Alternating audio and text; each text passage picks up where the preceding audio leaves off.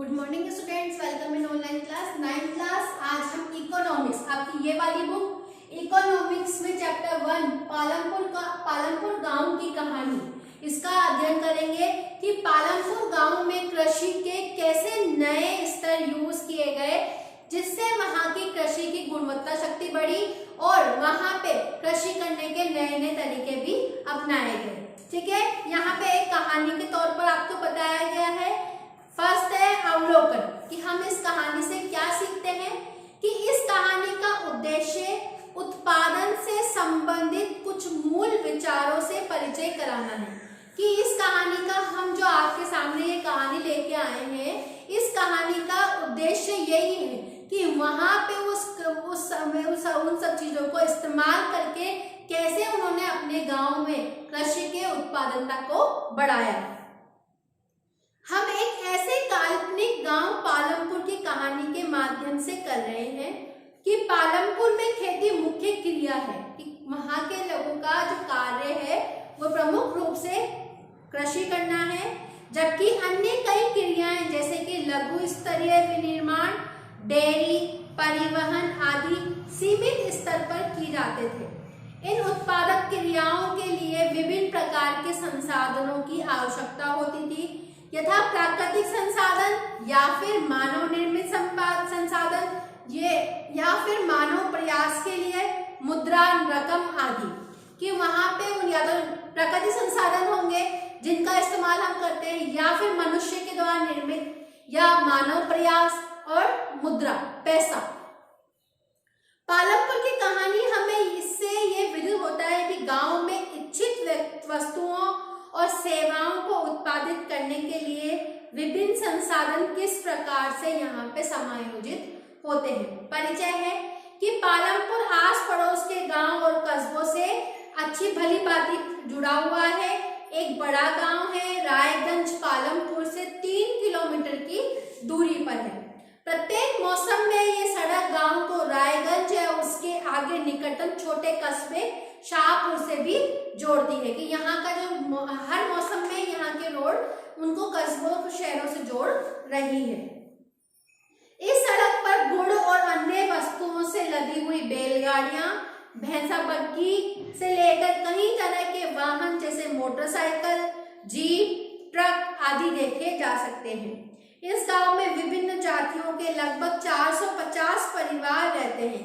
गांव में अधिकांश भूमि के स्वामी जो थे वो उच्च जाति के थे। 80 परिवार थे, मतलब इस गांव में 450 परिवारों का घर है वहां पे, जिसमें से 80 जो है वो उच्च जाति के हैं, जिनके मकानों में जिनमें बहुत से बड़े बड़े मकान हैं, ईंटें और सीमेंट के बने हुए हैं। अनुसूचित जाति के लोगों की संख्या गांव की कुल जनसंख्या का 1/3 है। कि जैसे 400 गांव की जनसंख्या है तो उसमें से 1/3 जो है वहां पे अनुसूचित जाति यानी कि दलित लोगों की संख्या है। गांव के एक कोने में छोटे से घरों में रहते हैं, उनके जिनमें कुछ मिट्टी के फूस के बने हैं। कि मिट्टी के उनके गांव के एक अलग से कोने में उनको निवास दिया गया है और उनके घर अधिकतर मिट्टी के या फूस के उसके भांस के बने हुए होते हैं। अधिकांश के घरों में बिजली है, खेतों में भी यहाँ पे नलकूप बिजली से चलते हैं। इसका उपयोग विभिन्न प्रकार के छोटे कार्यों के लिए भी किया जाता है। पालमपुर में 2 प्राथमिक विद्यालय हैं और एक हाई स्कूल है।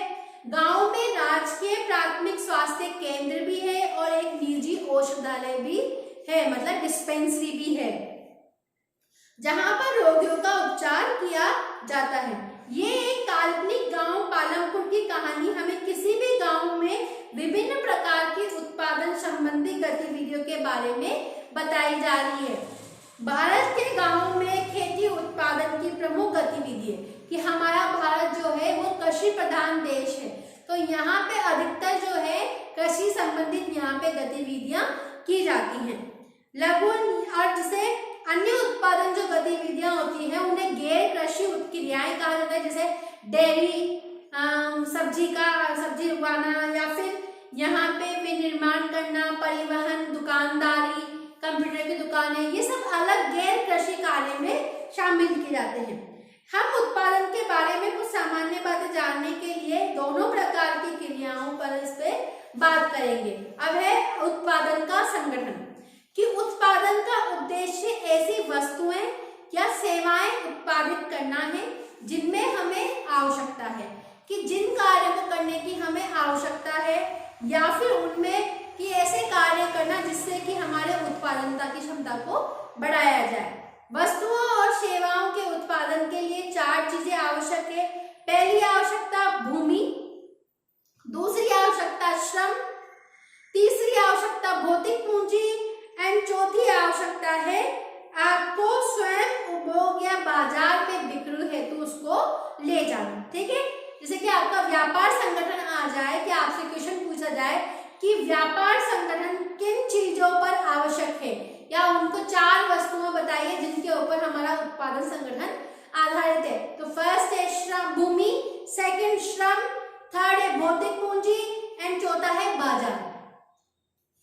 कि उत्पादन पहली आवश्यकता है भूमि तथा अन्य प्राकृतिक संसाधन जैसे कि जल, खनिज, वन, ये सब चीजें क्या है जो हमारे प्राकृतिक संसाधन है जो हमें प्रकृति के द्वारा प्राप्त हुए हैं। दूसरी आवश्यकता है श्रम, क्योंकि अगर आपके पास भूमि है लेकिन उस पे काम करने वाले ही नहीं है तो वो भूमि भी व्यर्थ है। तो दूसरी आवश्यकता होती है श्रम, अथवा जो लोग काम करेंगे। कुछ उत्पादन क्रियाओं में जरूरी कार्यों को करने के लिए बहुत ज्यादा पढ़े लिखे कर्मचारियों की जरूरत होती है। दूसरी क्रियाओं के लिए शारीरिक कार्य करने वाले श्रमिकों की जरूरत होती है। प्रत्येक श्रमिक उत्पादन के लिए श्रम प्रदान करता है। तीसरी आवश्यकता होती है भौतिक पूंजी, अर्थात उत्पादन के प्रत्येक स्तर पर अपेक्षित कई तरह के आगार, जैसे कि पहले यहाँ पे 2 हैं, स्थायी पूंजी और दूसरा है कार्यशील पूंजी।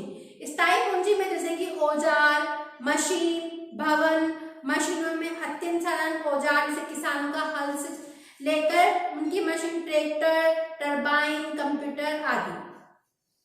और कार्यशील पूंजी में कि कच्चा माल, नकद मुद्रा, उत्पादन में कई प्रकार के कच्चे माल की आवश्यकता होती है, जैसे बुनकर द्वारा प्रयोग किए जाने वाले सूत और कुम्हारों द्वारा प्रयोग में लाई जाने वाली मिट्टी। फिर है चौथी आवश्यकता है कि बाजार, आपको स्वयं उपभोग हेतु बाजार में बिक्री हेतु उत्पादन के लिए भूमि, श्रम या भौतिक पूंजी को एक साथ करने के लिए बनाने के लिए यहाँ पे ज्ञान की और आवश्यकता पड़ेगी। आजकल मानव पूंजी के उत्पादन में